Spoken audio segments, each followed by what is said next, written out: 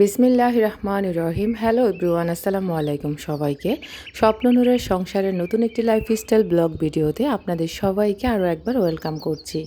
কাছে এবং দূরে, দেশ এবং বিদেশ থেকে যারা প্রতিনিয়ত আমাকে সাপোর্ট করেন, আশা করছি আল্লাহ তাআলার অসীম রহমতে আপনারা সবাই ভালো আছেন। আমরাও আলহামদুলিল্লাহ ভালো আছি। আমার আজকের ভিডিও কথা এবং কাজ কোথাও কোনো অংশ যদি আপনার একটু হলেও ভালো লেগে থাকে, তাহলে প্লিজ একটি লাইক দিয়ে ভিডিওটা কন্টিনিউ করবেন। আপনার ছোট্ট একটি লাইক আমাকে নতুন একটি দিনের ভিডিও মেক করার উৎসাহ যোগায়। সেই সাথে এখনও যারা আমার চ্যানেলটিকে সাবস্ক্রাইব করেননি, প্লিজ সাবস্ক্রাইব করে আমার পরিবারের নতুন একজন বন্ধু হয়ে থেকে যেতে পারেন। পাশে থাকা অল অপশনটা অন করে রাখবেন। আমি যখনই ভিডিও আপলোড করব, নোটিফিকেশন পৌঁছে যাবে আপনার কাছে। আপনি আপনার সময় মতো আমার ভিডিওগুলো দেখে নিতে পারবেন। যারা শুরু থেকে আমাকে এভাবে সাপোর্ট দিচ্ছেন, আপনাদের সবার প্রতি রইল মন থেকে দোয়া এবং ভালোবাসা। আপনারা সবাই আমাকে এত বেশি কমেন্ট করেন যে আপু তুমি কিভাবে এত কিছু সামলাতে পারো একা হাতে। তো এই যে বাসা বলেন, কিচেন বলেন, বিজনেস বলেন, সব কিছুই তো নিজে করতেছে আলহামদুলিল্লাহ। তো ছোট ছোট কিছু টেকনিক খাটালে অবশ্য আপনিও সব কিছু করতে পারবেন একা হাতে। আমি আমার বাসা বাড়ি এবং কিচেনকে যেভাবে পরিপাটি করে রাখি, সেটাই আজকে আপনাদের সাথে শেয়ার করেছি। আশা করছি পুরো ভিডিও জুড়ে থাকলে আপনাদের অনেক অনেক উপকার এবং ভালো লাগবে। রাতের বেলা কিন্তু সুন্দর একটা টাইম পাওয়া যায়। টাইম আসলে এই কথা বললেও ভুল হবে। আমার আসলে টাইমটা আমি নিজে তৈরি করে নিতে হয়। আমার বলা যায় কোনো টাইমই হয় না।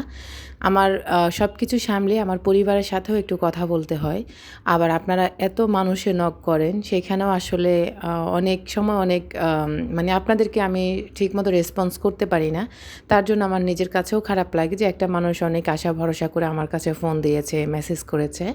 তো সেটাও ঠিকমতো আপনাদের সাথে আমি সিন করতে পারি না, কারণ আমার আরাফকে নিয়ে আমি আসা যাওয়া করি। তার মধ্যে আবার আমার বাসাটাকেও দেখতে হয়, আমার বিজনেসকেও দেখতে হয়।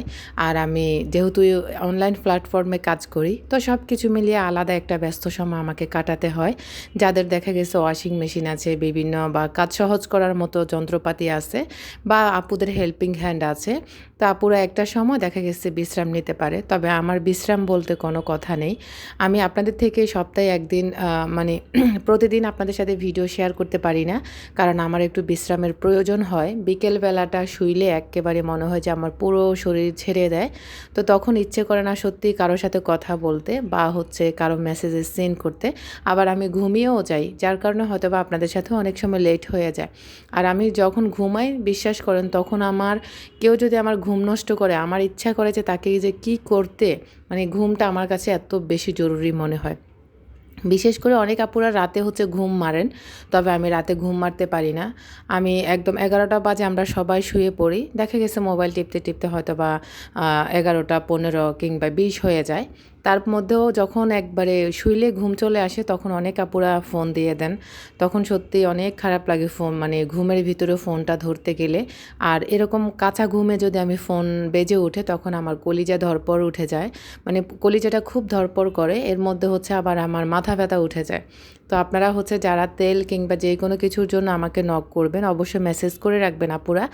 রাত হয়ে গেলে, এত রাত হয়ে গেলে আপনারা আর আমাকে ফোন দিয়েন না, একটা মেসেজ করে রেখে দেবেন। আমি সময় পেয়ে আপনাদের সাথে এগুলো আপনাদের ফোন কিংবা মেসেজের রিপ্লাই আমি করে দেব। যাই হোক, এখন মূল কথায় ফিরে আসি। আপনাদের সাথে অনেক বকবক করে ফেলেছি।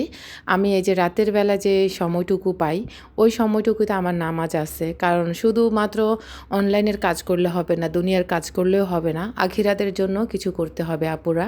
শুধু যে অনলাইন নিয়ে মেতে থাকবো, অনলাইনে আমরা কিছু ভিউয়ার্স ফলোয়ার্স পাবো, এটা নিয়ে এটার পেছনে ঘুরলেও হবে না, আপনাকে নামাজটাও পড়তে হবে।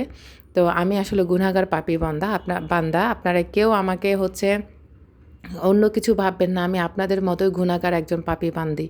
তো আমি আসলে যখন একটু সময় পাই, তখন আমি ইবাদত করার চেষ্টা করি আলহামদুলিল্লাহ। তখন আমি ওই সময়টুকু ফাউ নষ্ট করি না। আমি যেটুকু সময় পাই সেটুকু আমি আল্লাহর রাস্তায় ব্যয় করতে চাই, কারণ আমার আল্লাহ আগে, তারপরে আমার দুনিয়াবী সব কাজ।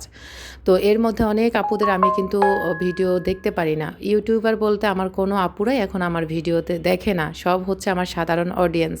তো আমি সাধারণ অডিয়েন্সগুলোই খুঁজছি, কারণ ইউটিউবাররা আসে তাদের চ্যানেলের স্বার্থে। তো যারা আমার সাধারণ দর্শক আছেন আমি তাদেরকে নিয়েই থাকতে চাই। আর আমি যাদের ভিডিও দেখতে পারি না তারাও আমার ভিডিও দেখে না। আসলে আমি আপনাদের কাছে আন্তরিকভাবে দুঃখিত। অবশ্যই সময় পেলে আমি আপনাদের সবার ভিডিওগুলো দেখে আগের মতো আপনাদের সবাইকে সাপোর্ট করার চেষ্টা করব। এই যে আপনারা বলেন আমি এত কিছু একা হাতে কিভাবে সামলাই, কিভাবে এত কিছু পরিষ্কার রাখি। এই যে দেখেন সকালবেলা আমার ছেলেকে হচ্ছে টিফিন খাইয়ে আসার সময় হচ্ছে আমি সবজি নিয়ে আসি, বা এগুলা বাজার আমার হাজব্যান্ডই করে। তার যদি আমার মানে বাজারের প্রয়োজন হয় যেদিন, সেদিন আমি নিয়ে আসি। আর আমার হাজব্যান্ড বাজার আনলে একসাথে 2-3 পদ নিয়ে আসে, যাতে করে প্রতিদিন আর কিনতে না হয় বা বাইরে যেতে না হয়। যদিও আমার এখন রেগুলার বাইরে যাওয়া হয়। আরফকে সকাল 8টার আগে একবার দিয়ে আসি, আবার 9টা 40-এ বা 9টা 20-এ আমি বাসা থেকে বের হয়ে আবার ওকে টিফিন খাইয়ে 10টা বাজে আমি আবার বাসায় আসি। আর 10টা বাজে যখন বাসায় আসি তখন আবার আরফানের মানে নাস্তার টাইম, তার স্কুল টাইম সব কিছু মিলিয়ে না, মানে আমি একা হাতে সব কিছু করতে হয় আর কি। তো ওকে নাস্তা পানি খাইয়ে দিয়ে ও একটু পড়তে বসে। আর ওই সময়টা আমি একটু সময় পাই, তখন আমি আমার এই কাটা বাছার কাজগুলো করে রাখি। যেহেতু অনলাইনের কাজগুলো করি, তো এই কারণে একটু সময়টা বেশি প্রয়োজন হয়।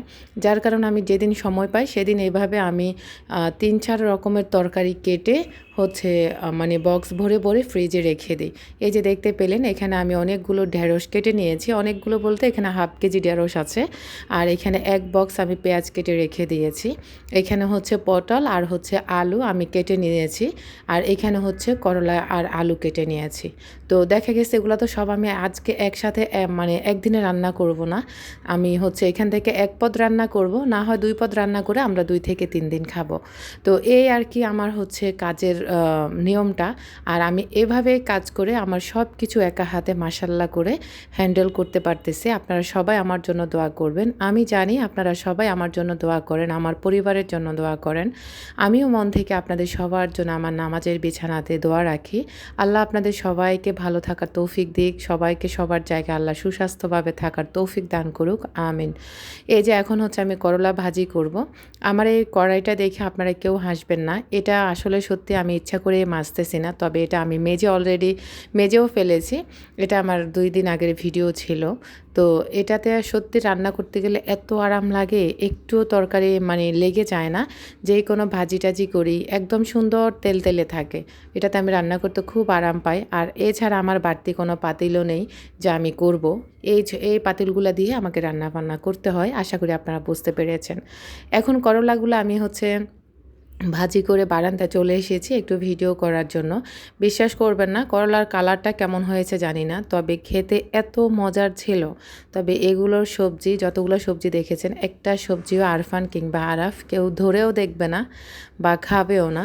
জোর করে যদি আমি আমার ভাতের সাথে মানে মেখে জুখে যদি খাইয়ে দিই, তারপর হয়তো বা 2-4 লোকমা খাবে, না হয় কিন্তু ওরা মানে সবজি বলতে ওরা খায় না। সবজি আমরা হাজব্যান্ড ওয়াইফ দুজনেই খাই, কারণ সবজিটা আমাদের ভীষণ পছন্দের, এই কারণে আর কি।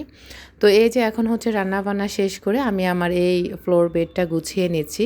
আর ঠিক এভাবে অল্প কিছু সহজ টেকনিক যদি আপনি ফলো করেন, তাহলে আপনি সব কিছু একা হাতে সামলাতে পারবেন। আপুরা, সহজ বলতে কিছুই হয় না, সব কিছুর পেছনে দিতে হয় শ্রম, নিজের আত্মত্যাগ, সব কিছু বিসর্জন দিয়ে হচ্ছে সব কিছুকে আগলে ধরে রাখার নামই হচ্ছে একজন গৃহিণী। আর একজন গৃহিণী যে কত শত কষ্ট করে একটা সংসার নিয়ে স্যাক্রিফাইস করে, সেটা হয়তো বা অনেক সময় আপনারা ভিডিওর মাধ্যমে বুঝতে পারেন, আবার অনেক সময় বুঝতে পারেন না। সব কিছু গুছিয়ে এখন হচ্ছে আমি আমার বারান্দার জানালার পর্দাগুলো সরিয়ে দেব, কারণ ভীষণ আলো আসে। এই কারণে হচ্ছে যে পর্দাগুলো লাগিয়ে ভিডিও করেছিলাম। জানি না আজকের ভিডিও আপনাদের কতটুকু কাজে এসেছে বা ভালো লেগেছে, তবে আমি চেষ্টা করেছি আপনাদের ভালো লাগানোর জন্য। আজকের মতো এখানেই বিদায় নিচ্ছি, দেখা হবে নতুন কোনো ভিডিওতে।